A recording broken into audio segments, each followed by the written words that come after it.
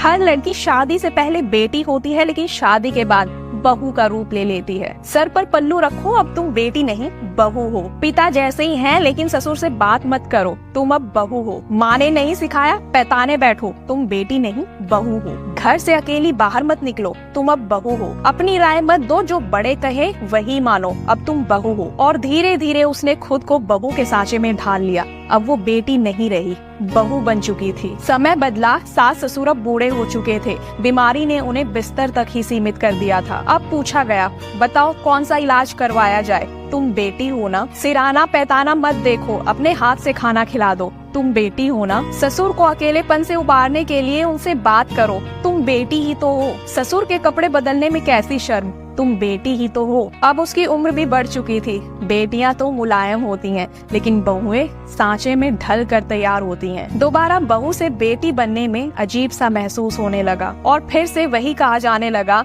चाहे जितना मर्जी कर लो, लेकिन बहुएं कभी बेटियां नहीं बन सकती। समाज की इस सोच पर क्या ही कहना, जहां अपने स्वार्थ के लिए बहू से बेटी जैसी सेवा ली जाती है, लेकिन बहू को कभी भी बेटी की जगह स्वीकारा नहीं जाता। मेरा मानना है कि पहले बहू को बेटी जैसी जगह दें, उसके बाद बहू से बेटी जैसी बनने की उम्मीद करें, क्योंकि बेटी से बहू बनना मुश्किल है, लेकिन बहू से बेटी बनना मुश्किल नहीं है।